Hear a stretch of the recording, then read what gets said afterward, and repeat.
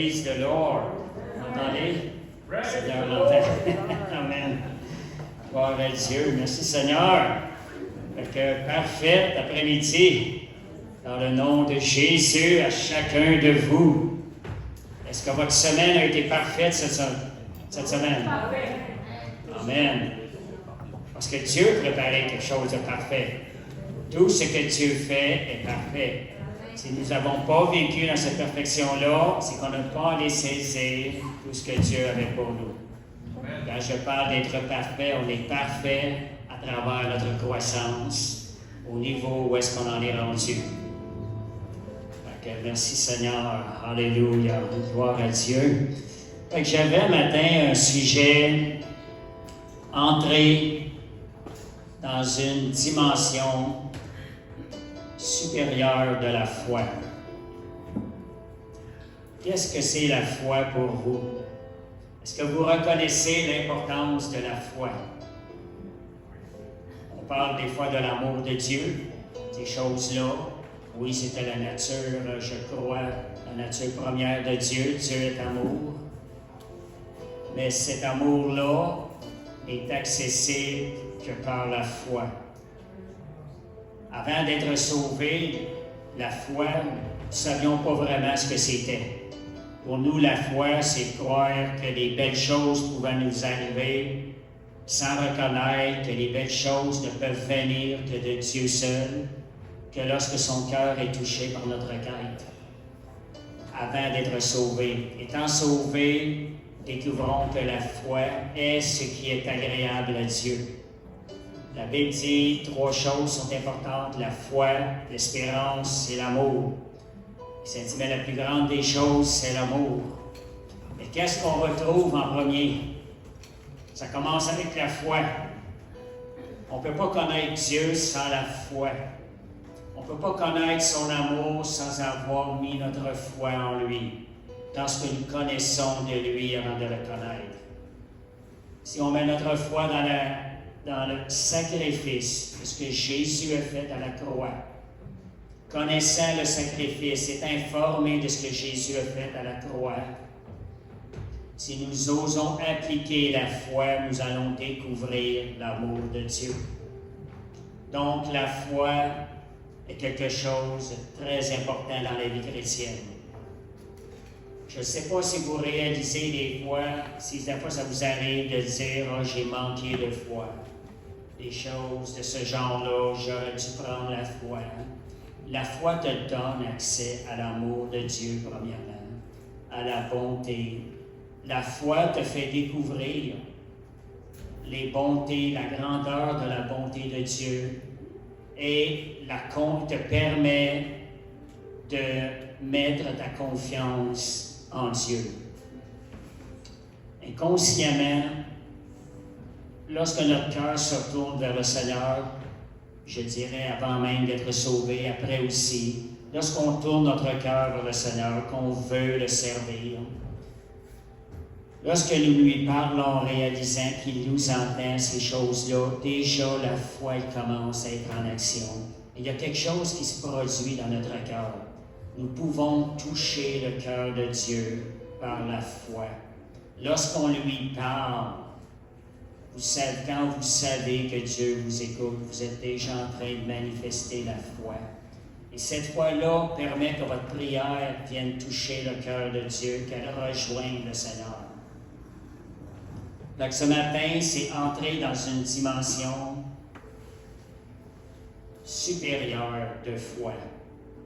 C'est quelque chose tout au long de ma vie chrétienne, Dieu m'a exhorté constamment à aller développer la foi envers lui. Je trouve ça surprenant comment que l'homme a tendance à ne pas marcher par la foi. Marcher par la foi est quelque chose qui est surnaturel, est quelque chose qui vient de Dieu. Ce matin, l'enseignement, c'est ça que je veux apporter, vous faire réaliser, allons plus loin dans la foi. Pourquoi aller plus loin dans la foi? Parce que la Bible dit, le juste vivra par la foi. Quand vous commencez quand vous commencez à pratiquer la foi, exercer la foi, vous êtes en train de toucher une dimension qui est spirituelle. Comme je vous disais, avant d'être sauvés, nous ne connaissions pas la dimension spirituelle. Nous n'étions pas conscients de ce que la foi était. Mais le Seigneur, dans mon cheminement, m'a constamment exhorté à aller chercher plus, à développer ma foi, à élargir ma foi. Ce qui me surprend, cela me fait réaliser combien on a besoin d'aller encore plus loin. Si le Seigneur vient vers moi, me donne des messages à ce niveau-là, c'est parce qu'on a besoin d'aller encore plus loin dans la foi, puis de saisir. Et pourquoi aller plus loin dans la foi? Est-ce seulement pour pouvoir être plus béni, pouvoir posséder plus de choses? Certaines personnes peuvent voir ça comme ça. Lorsqu'on demande par la foi, peuvent penser que c'est parce qu'on veut posséder plus de choses, obtenir plus de choses.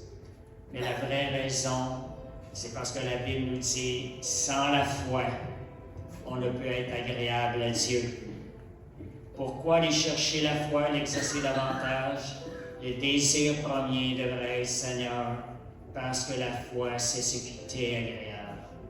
Si on dit, Seigneur, je veux être agréable à toi, la foi est le premier point d'accès. Pour commencer à grandir, aller dans une dimension plus grande, spirituelle pour le Seigneur. Donc, vivez-vous votre vie chrétienne par la foi. La vie chrétienne est une vie qui se vit par la foi. C'est une vie qui se vit non pas avec ce que nos yeux voient, ni ce que nos oreilles entendent, mais avec ce que la parole de Dieu déclare, qu'on le voit, qu'on ne le ressent pas. La vie dans la foi est une vie qui est basée sur la parole de Dieu. C'est la vie à laquelle le Seigneur nous appelle. C'est ce qu'on appelle la vie chrétienne. On va lire dans le premier verset, Marc 9, 22-24. Respondez. Pardon? Il faudrait que je le lise à partir de ma Bible. Tu pourrais-tu, ou quelqu'un qui m'emmène une Bible, on va la lire, parce que je pensais qu'on avait les versets affichés. Merci Seigneur. Donc, c'est important qu'on va lire. Je n'ai pas retranscrit les versets. Juste me donner ma Bible. C'est bon, merci. Regardez pas les écorchements. C'est bon. Merci Seigneur. Ben, j'en ai une qui était plus utilisée que ça. Quand j'allais prier des bois, elle était pas mal sec, des bébites qui mangeaient le côté de mes pages. Merci Seigneur. Marc 9. Alléluia. Marc 9, 23. On va lire la parole de Dieu. Vous savez quelque chose que quand on lit la parole de Dieu, elle produit la vie à l'intérieur de nous.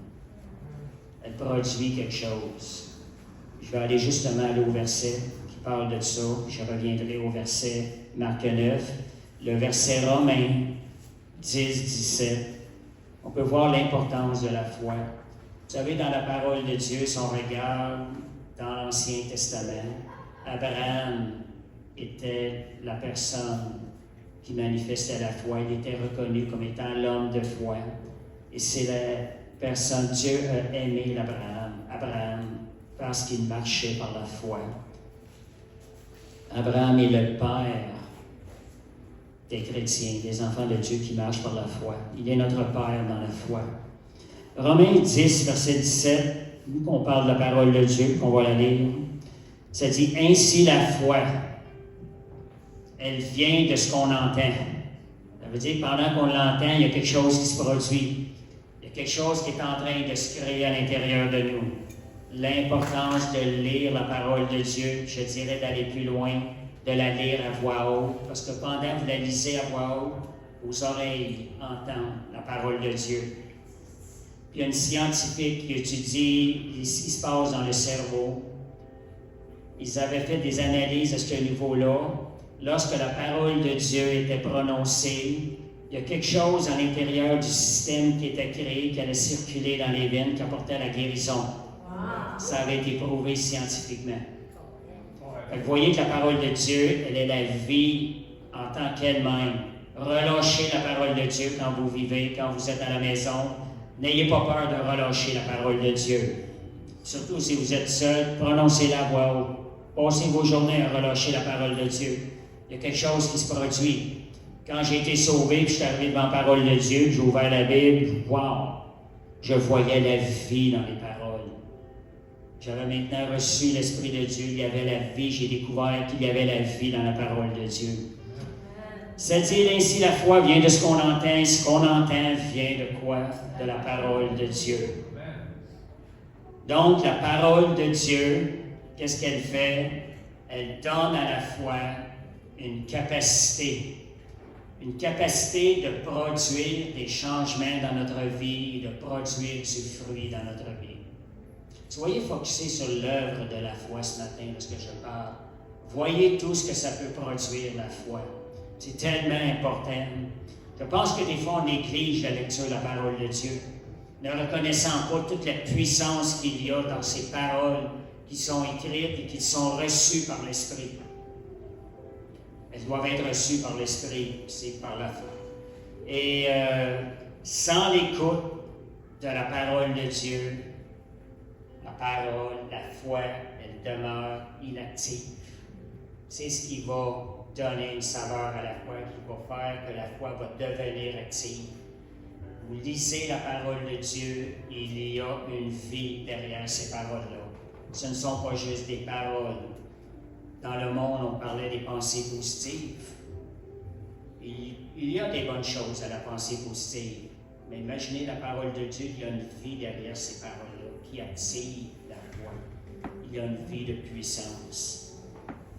Dans Jean, il nous est dit que Jésus est la parole de Dieu. Jésus est la parole faite chair. Jésus est la résurrection et la vie. Vous voyez ce qu'il y a derrière la parole. Lorsque vous vous arrêtez, vous déclarez, prenez votre parole, Seigneur, donne-moi une parole le matin. Seigneur, j'ai besoin d'avoir quelque chose à l'intérieur qui vient nourrir mon âme. J'ai besoin de cette manne ce matin, comme le peuple dans le désert avec Moïse réclamait la manne à chaque jour.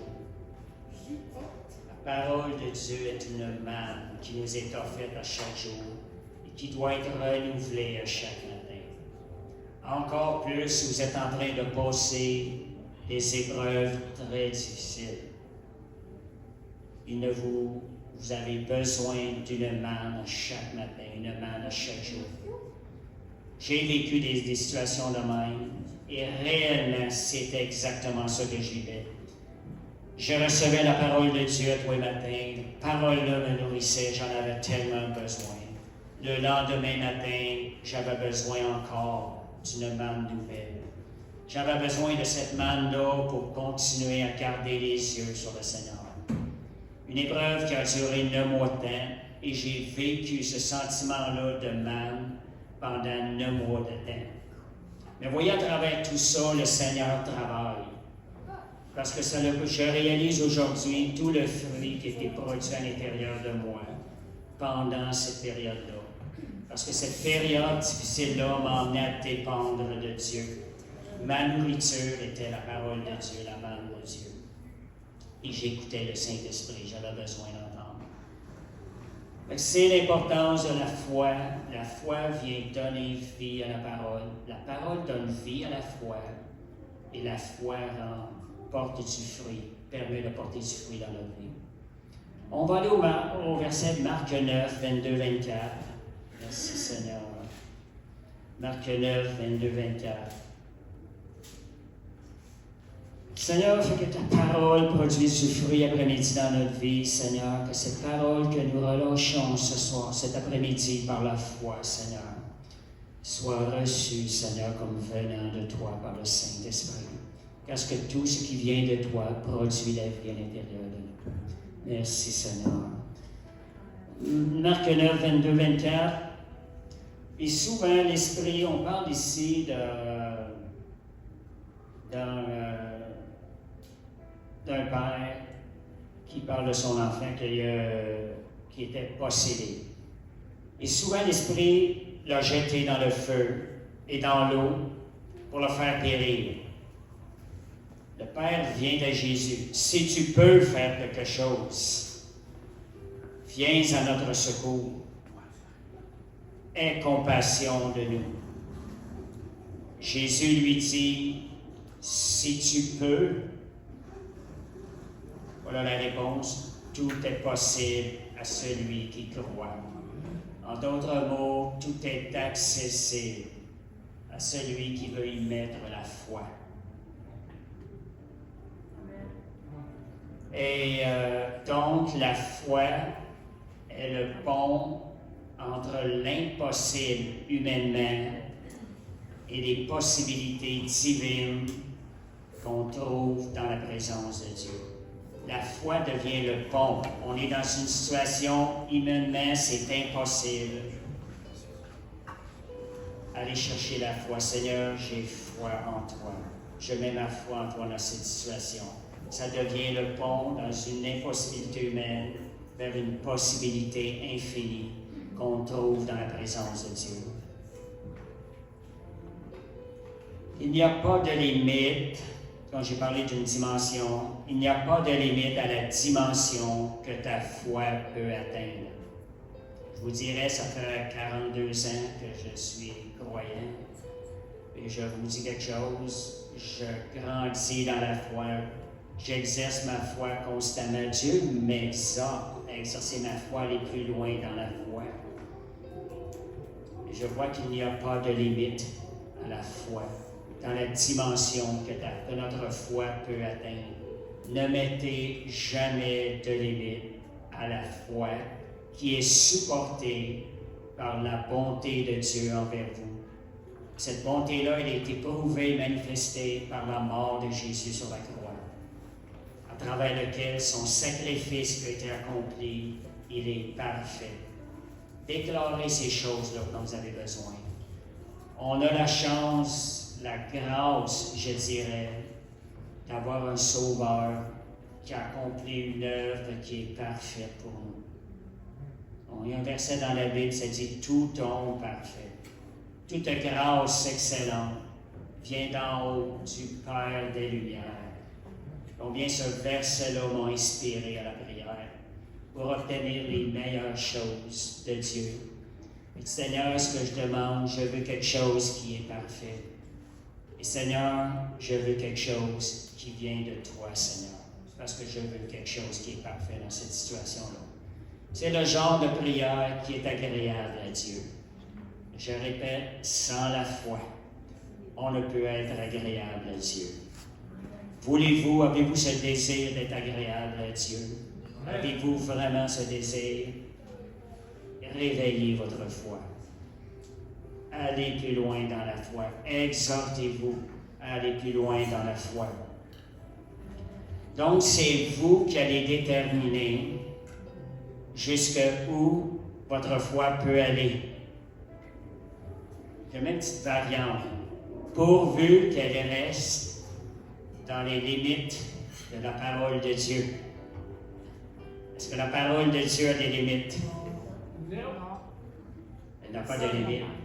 Mais cette parole que je viens de dire, pourvu qu'elle reste dans les limites de Dieu, c'est dans le sens, ce qui est bon, ce qui va honorer Dieu.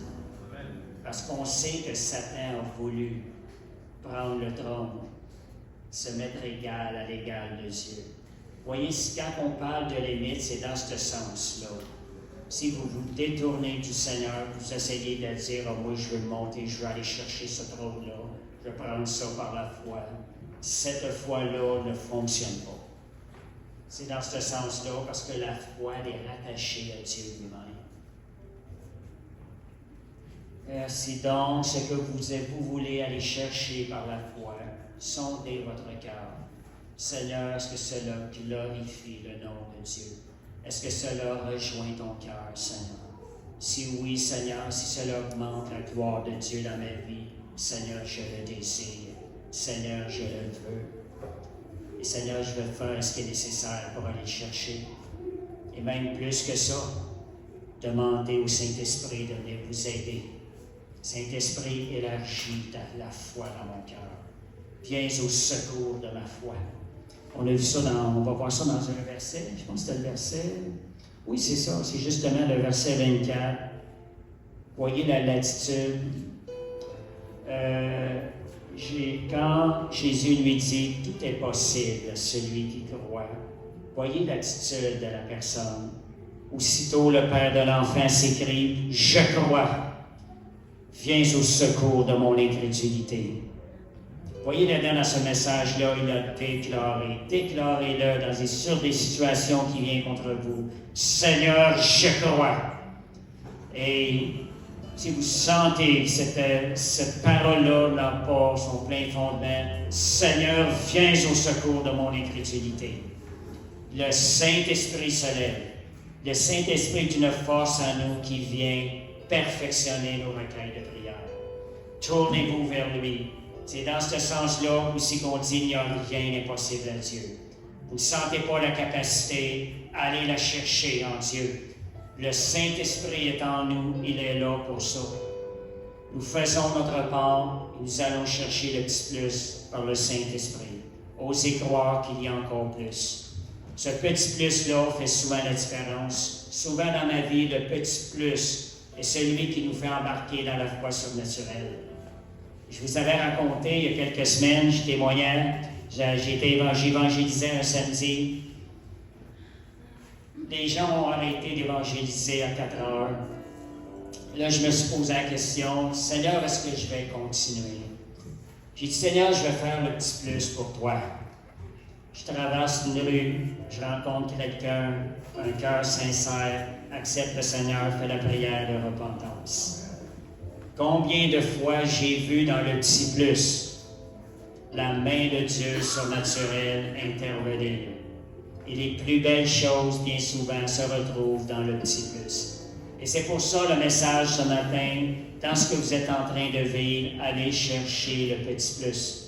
Le miracle se trouve dans le petit plus, bien souvent. Matthieu 17, 29, un verset que j'aime tellement. Matthieu 17, verset 19 à 21. Merci Seigneur pour son esprit qui nous enseigne. J'étais dans une fin de semaine, Dieu m'a redonné ce verset-là, dans une fin de semaine de célibataire, dans un camp chrétien. Je venais d'une conférence de feu. J'arrive dans cette conférence-là, je voulais prier pour les malades. Seigneur, commence à prier pour les malades. J'étais à quelqu'un à côté de moi, accorde-toi avec moi, on va prier. Commence à prier, guérison, il n'y a rien qui se passe. C'est ce qui se passe. Deuxième personne, viens, accorde-toi avec moi, prie pour la personne, rien. Une troisième personne, encore, prie, il n'y a rien qui se passe. Je demande à la même personne de s'accorder avec moi. J'ai dit, Seigneur, ça ne marche pas, ça. Il y a quelque chose qui ne marche pas. Il dit, moi, je vais m'en aller dans le bois. Je dis, Seigneur, demain matin, je m'en vais dans le bois à 7 heures. Je ne sors pas de site tant que tu ne m'as pas parlé. J'ai besoin de comprendre. Je suis allé prier, puis vers 10 heures le matin, en lisant la parole, le Seigneur me donne ce verset-là. Je vous donne la situation pour vous aider à comprendre aussi la révélation que Dieu donne, quand Dieu donne quelque chose. Le sentiment qu'on a parfois nous pousse à se tourner vers le Seigneur et à crier vers lui. Et Dieu donne la révélation. Et quand Dieu vous donne une parole, elle est écrite de son doigt dans votre cœur. Ce n'est pas une parole seulement qui est entendue, c'est une parole qui est écrite par le doigt de Dieu. David avait ce désir. Seigneur, que tu aies écrit ta parole dans mon cœur de ton doigt. J'ai prié cette prière-là il y a quelques années. Je crois que le Seigneur m'a entendu. Je désire ces choses-là, ce qui est de Dieu, ce qui vient de Dieu, ce qui est l'œuvre de Dieu est parfait. Donc, Matthieu 17, je commence au 19 à 21. OK, je vais commencer au verset 17. c'est que quelqu'un revient vers Jésus et lui dit, mon fils est possédé, il est malade, t'es ici qu'on peut prier pour, il ne sait rien produire. Jésus dit, Seigneur, aie pitié de mon fils, qui est cruellement, il est lunatique, il souffre cruellement, il se jette dans le feu et dans l'eau. Je l'en ai été disciples, ils n'ont pas pu le guérir. Verset 17. Je vous donne un peu la compréhension. J'entends des versions des fois, je ne suis pas tout à fait d'accord.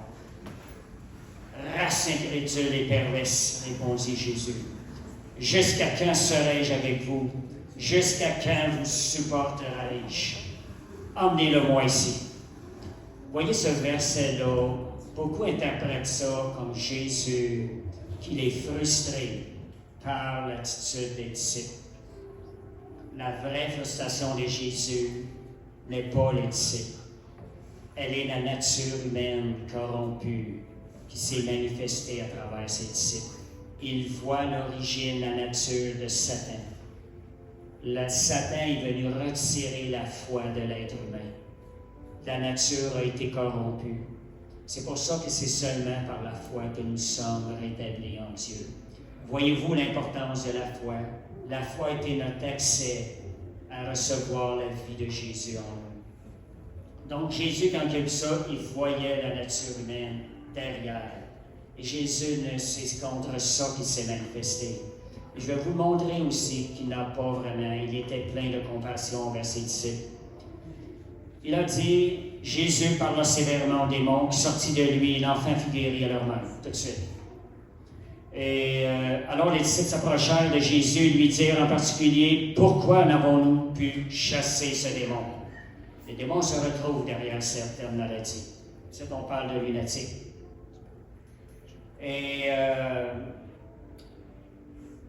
pourquoi n'avons-nous pu chasser ce démon?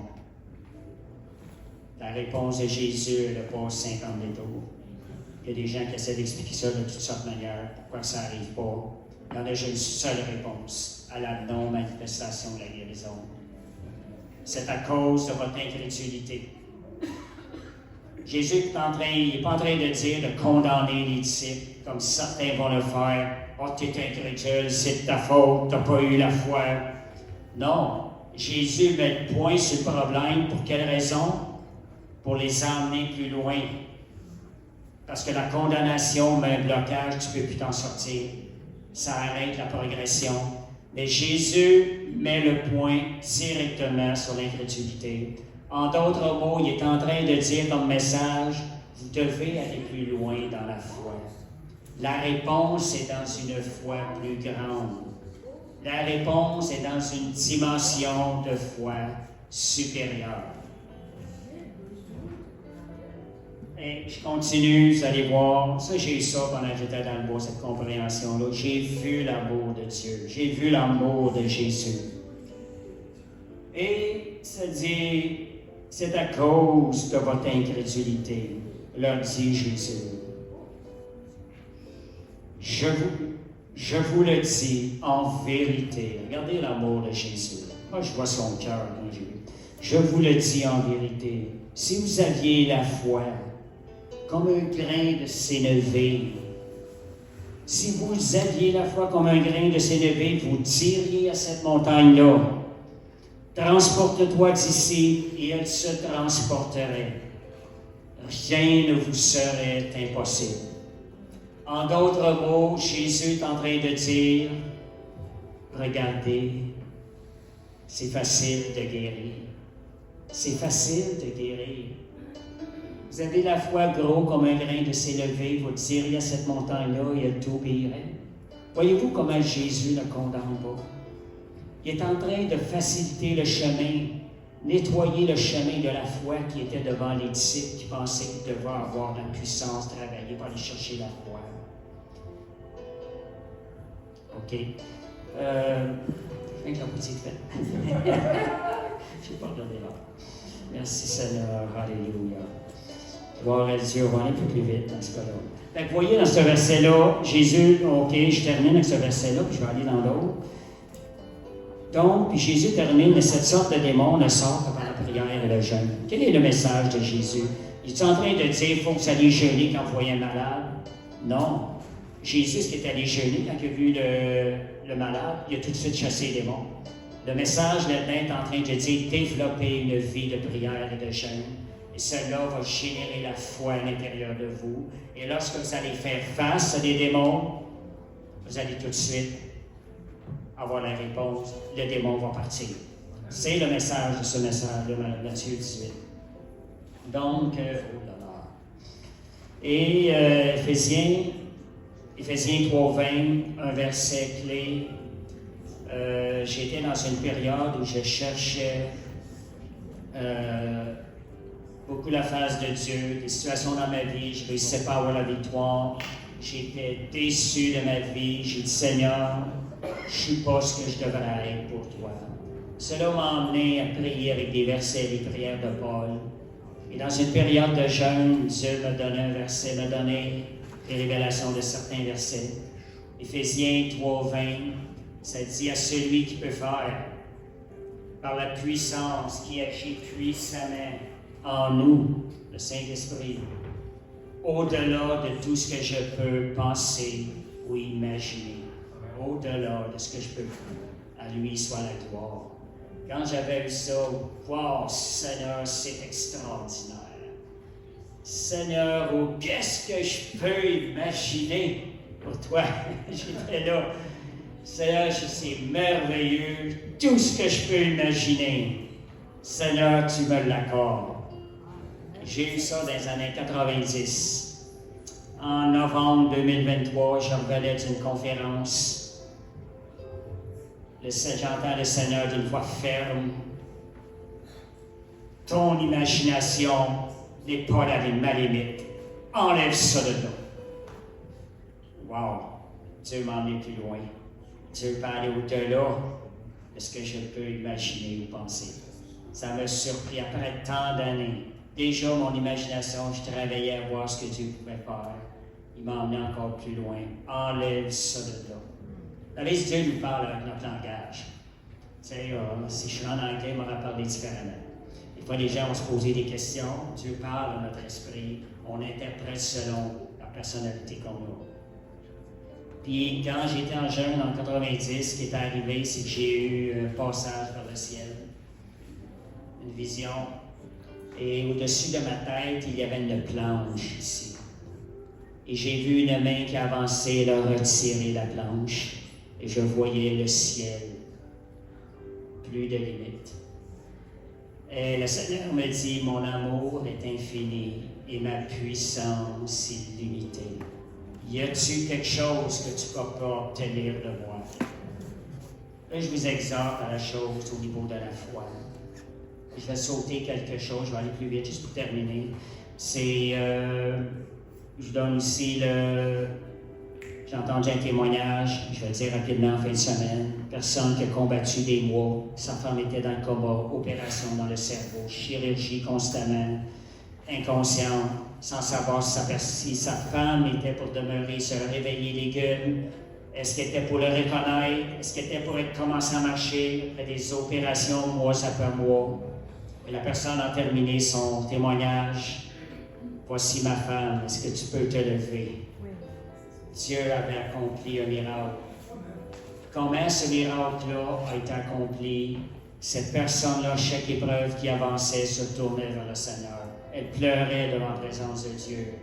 Elle invoquait le nom de Dieu. Elle exerçait la foi constamment. Elle n'a jamais cessé. Et moi, ça me parlait dans quelque sorte. Ça me fait réaliser, est-ce que je pratique l'exercice de la foi dans tout ce que je vis? Ou des fois, je m'en vais prendre qu'est-ce qui se passe autour, médecin et tout, pour utiliser. Est-ce que je laisse une chance au Seigneur d'exercer ma foi pour que le Saint-Esprit commence à travailler, à apporter la guérison de façon surnaturelle, afin que cette œuvre-là devienne une œuvre qui puisse glorifier le nom de Jésus? Ça m'a vraiment parlé. D'apprendre à mettre toutes les situations de ma vie, les soumettre à Dieu par la foi. Seigneur, je vais croire. Seigneur, je vais exercer ma foi jour après jour dans cette situation. qu'importe le temps que ça prenne. Donc, puis je vais vous emmener un petit peu plus loin dans la foi. Je vais laisser tomber quelques autres choses. C'est Dieu petit. Je vais vous emmener un petit peu plus loin. Êtes-vous prêts? Parce que je vous parle de certaines choses, vous avez peut-être jamais entendu. Êtes-vous prêts à élargir votre foi maintenant? Dieu peut-il vous garder jeune? Et vous faire arrêter de vieillir? Psaume 103, il nous fait rajeunir. Si tu rajeunis, tu arrêtes de vieillir. Et pourquoi pas que ça ne pourra pas se renouveler à chaque jour? Y a-t-il quelque chose que Dieu n'est pas capable de faire? Posez-vous la question. Dieu va répondre à votre prière. Dieu va répondre à votre foi. Ces situations-là vont devenir des situations où Dieu va être glorifié. La toute-puissance de Dieu va être glorifiée. Et je vais aller un petit peu plus loin. Je connais un prédicateur. Il dit que ça fait 10 ans qu'il a arrêté de vieillir. Les médecins ont confirmé que tous ses organes ne vieillissent plus. Pourquoi pas, Seigneur? Avez-vous ce désir-là? Prenez des occasions de votre vie et exercez votre foi. Deuxième chose, si vous ne vieillissez plus, qu'est-ce qui va arriver? Vous allez vous approcher de l'immortalité. Est-ce quelque chose? J'entends des choses des fois, là. Je vois comment les gens montent des limites. Enlever, travailler, enlever les limites. Oui, on choisit nos combats dans la vie. Je vous encourage à choisir vos combats. Les gens vont nous dire, il est réservé aux hommes de mourir une seule fois, après quoi vient le jugement. Si vous posez cette parole-là, vous vous limitez à ça, expliquez pourquoi Élie et Enoch ont été enlevés. Ils n'ont pas vécu la mort. Pourquoi pas, Seigneur? Seigneur, je veux marcher dans tes voies, je vais exercer ma foi. Je connais un prédicateur qui prêche ces choses-là. C'est pas parce qu'il le prêche, c'est des choses que j'avais eues dans mon cœur des années. 1 Corinthiens 15, 26, ça nous parle. Le dernier ennemi qui sera vaincu, c'est la mort. Réfléchissez là-dessus. Ça nous parle d'un ennemi qui va être vaincu. Ça parle du dernier. Sommes-nous à la fin des temps? Cet ennemi-là sera vaincu dans les derniers temps. Je crois à travers la foi de la dernière Église, nous sommes la dernière Église que Jésus construit. Et le travail de Jésus, c'est de gloire en gloire. La fin de la dernière Église sera plus glorieuse que le début de son Église. Amen. Merci Seigneur. Et c'est ça, Enoch et Élie n'ont pas vu la mort. Je crois que l'apôtre Jean, c'est pas écrit, mais je crois que l'apôtre Jean n'a pas eu la mort, n'a pas vécu la mort. Je ne sais pas ce qui est arrivé exactement. Quand il a été mis dans un baril d'huile, ils n'ont pas été capables de le tuer. L'huile bouillante. Ils n'ont jamais été capables de le tuer. Qu'est-ce que vous pensez qui est arrivé? On ne connaît pas toute la suite. Peut-être qu'il était enlevé, on ne sait pas. Je n'ai pas ces choses-là. Il n'y a aucune preuve qui prouve que l'apôtre Jean était décédé. On n'a pas été capable de trouver aucune preuve réelle. Je vous dis ça pour vous emmener plus loin dans la foi. Enlevez les limites. Tout ce que vous désirez, si vous le désirez pour la gloire de Dieu, ouvrez votre esprit, étirez votre foi. Le Saint-Esprit étire notre foi. Je vous parle aussi d'Enoch qui voyait dans le monde spirituel. Enoch, si vous lisez le livre d'Enoch, Jésus a parlé du livre d'Enoch. C'est un livre qui a été réservé, je crois, pour la fin des temps, parce que ce sont des choses qui vont arriver dans la dernière Église. Si vous lisez la vie d'Enoch, lisez ce livre-là, vous voyez comment Enoch était en contact avec le monde spirituel et qu'il combattait, mais il servait le Dieu vivant. Je crois que nous, Dieu veut nous emmener à ces choses-là. L'apôtre Paul, qui est au 3e ciel, Dieu peut-il aujourd'hui élever des hommes et des femmes avec plus de révélation que l'apôtre Paul? Dieu peut-il? Rien n'est possible à Dieu. Laissez le Saint-Esprit faire son œuvre.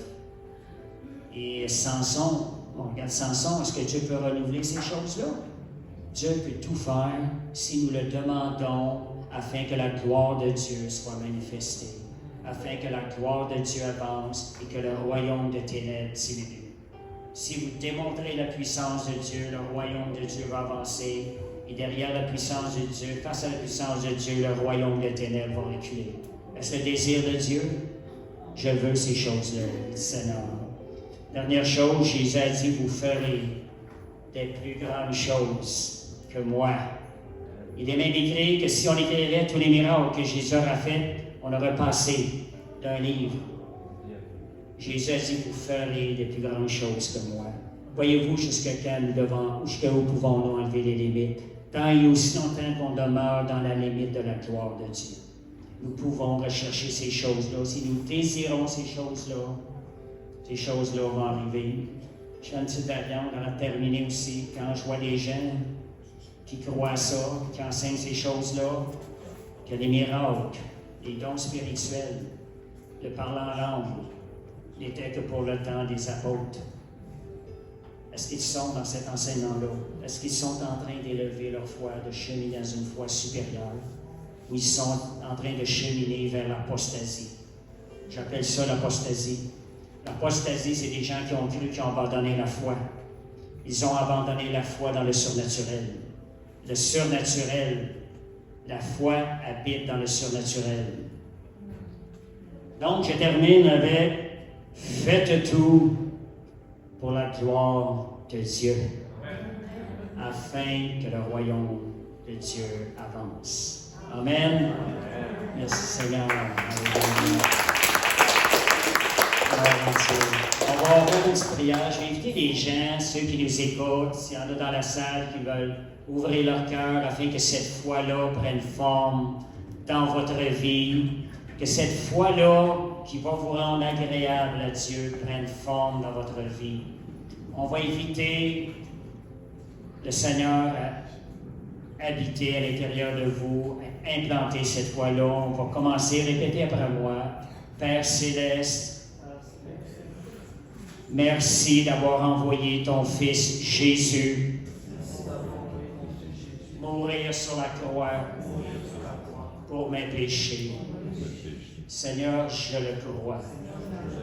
Jésus, je t'ouvre les portes de mon cœur et j'ai foi que tu pardonnes maintenant tous mes péchés. Saint-Esprit, j'ai foi qu'en ce moment, tu œuvres en moi et tu fais de moi un enfant de Dieu. Amen. Merci Seigneur. Alléluia. Gloire à Dieu.